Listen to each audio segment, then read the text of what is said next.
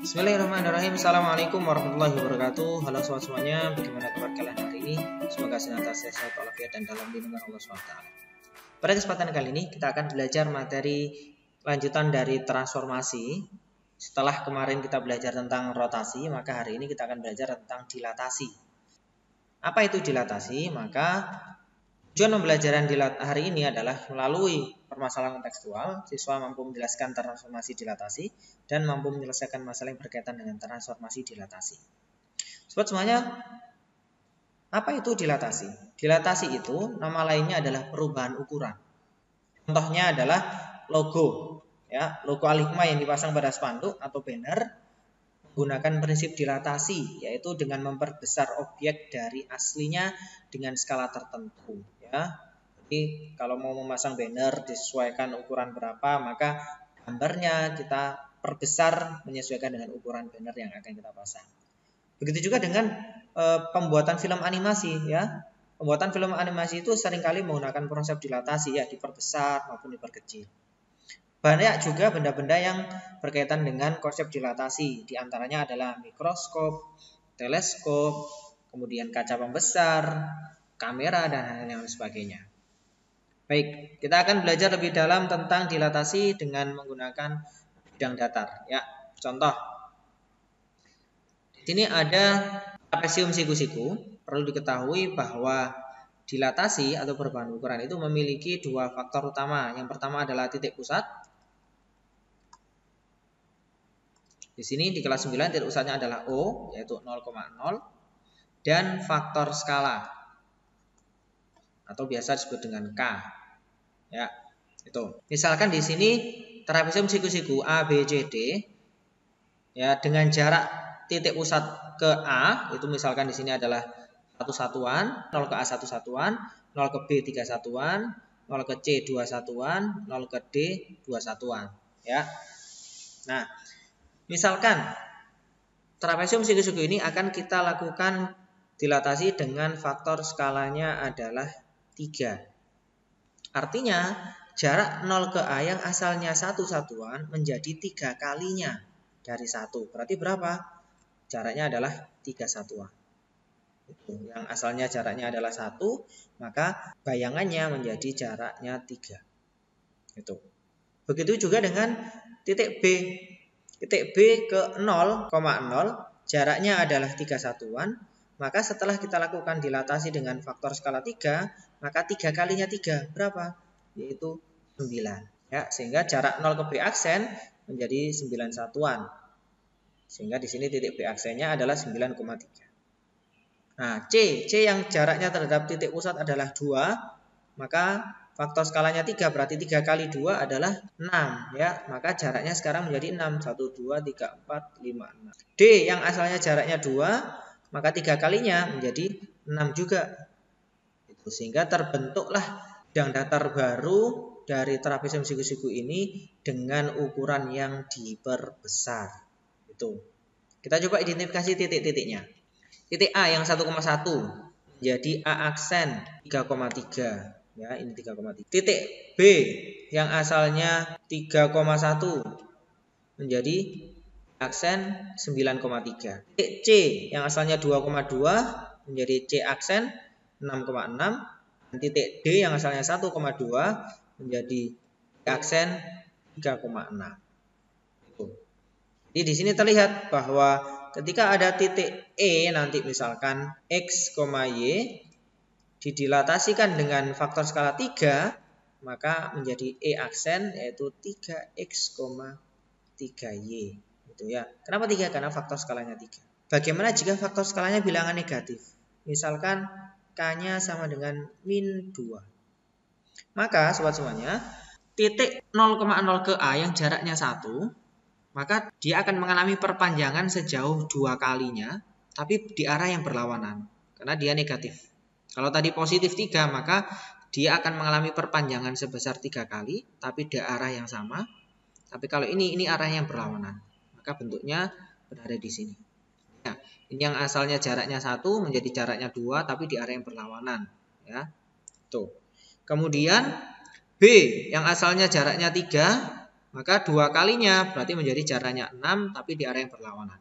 C yang asalnya jaraknya 2 menjadi jaraknya 4 ya di arah yang berlawanan, dan D yang jaraknya 2 menjadi 4 juga di arah yang berlawanan. Sehingga terbentuklah bidang datar baru trapesium siku-siku dengan arah yang terbalik dan tetap diperbesar.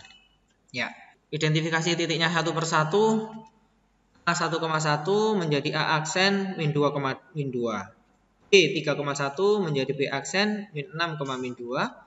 B 2,2 menjadi D aksen min 4, min 4. Dan D 1,2 menjadi D aksen min 2, min 4. Sehingga ketika faktor skalanya min 2, maka E X, Y menjadi E aksen min 2X, min 2Y. Itu. Jadi bergantung dengan faktor skalanya. Dapat kita tulis sobat semuanya. Ketika titik awalnya P, X, Y dan faktor skalanya adalah K, maka bayangannya adalah P aksen K dikali X, K dikali Y. Itu. Dapat juga kita buat kesimpulan bahwa ketika K-nya itu lebih kecil dari min 1, ini min 2, ini kan lebih kecil dari min 1, atau ketika K-nya lebih besar dari 1, 3, 4, 5, 2, dan seterusnya, yang penting lebih besar dari 1, maka bayangan dari benda itu adalah diperbesar. Itu. Bagaimana jika nanti bayangannya itu diperkecil? Maka perhatikan gambar sebagai berikut.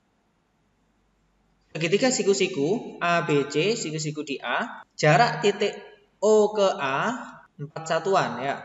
Ini jaraknya 4 satuan.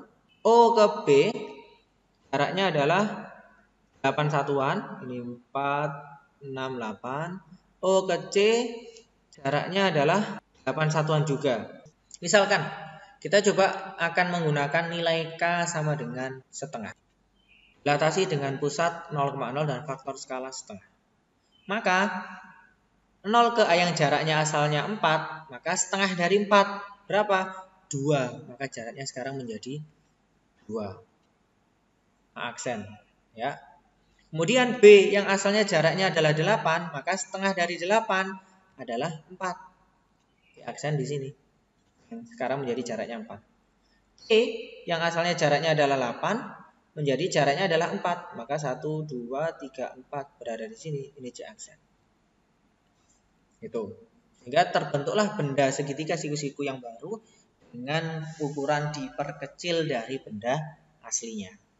Itu.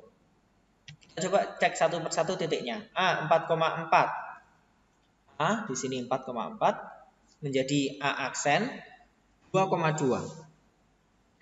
B 8,4 menjadi B aksen 4,2.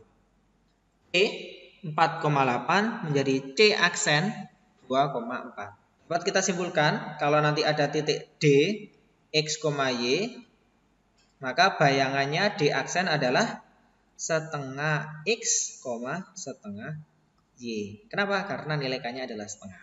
Baik. Bagaimana jika nilai K-nya negatif pecahan? Misalkan min 1/4.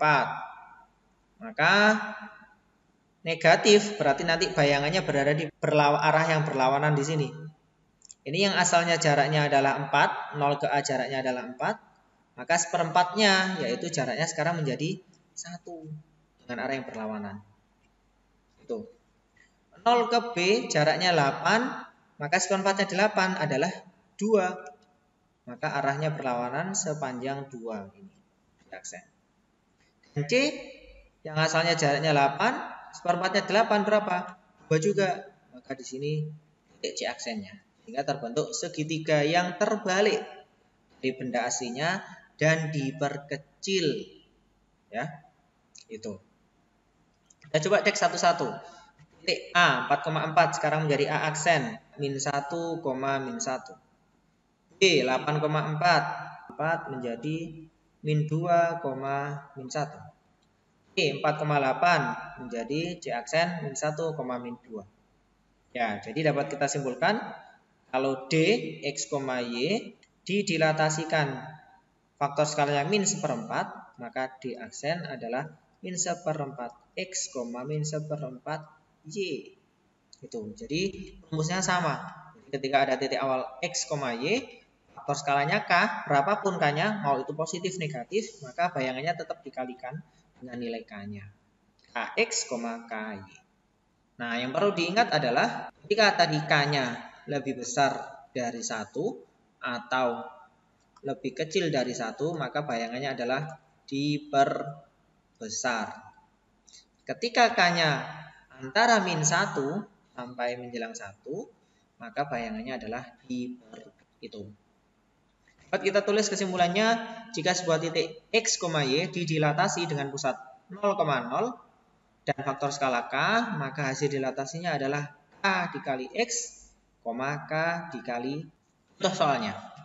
Suatu segitiga ABC dengan A 1,-1, B 4,-1, dan C 1,-5 didilatasi dengan pusat 0,0 dan faktor skala 2. Maka hasil dilatasinya adalah, ya kita kalikan A 1,-1, berarti di sini K-nya adalah 2, maka A aksen menjadi 2,-2. B 4,-1 menjadi B aksen 8,-2, dan C 1,-5 menjadi C aksen min 2,-10. Artinya, yang A, titik P 2,-5 didilatasi dengan pusat O 0,0 dengan faktor skala 4. Maka titik P aksen koordinatnya berapa? P 2,-5 didilatasikan dengan faktor skala 4, maka P aksen adalah 2 kali 4, min 5 kali 4. Ya, maka P aksennya adalah X-nya adalah 8,-20. Itu. Ya. Persegi panjang ABCD didilatasi, ABCD yang ini menghasilkan persegi panjang EFGH. Maka faktor skala dilatasinya adalah, kita lihat jarak O ke A, ini jaraknya berapa? 2, ya. Kemudian sekarang menjadi O ke F. O ke F jaraknya berapa?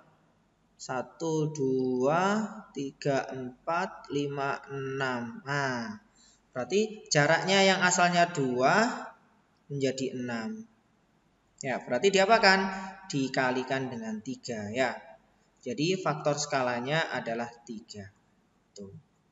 Atau kita bisa juga melihat dari titiknya. Titiknya misalkan titik D asalnya 1,1 menjadi titik G. Ya, ini asalnya D menjadi titik G menjadi berapa? 3,3. Nah, ini berarti kan dikalikan sebesar 3 kali, ya. Jadi K-nya adalah 3. Gitu. Baik, itu sobat semuanya materi tentang dilatasi. Semoga bermanfaat. Assalamualaikum warahmatullahi wabarakatuh.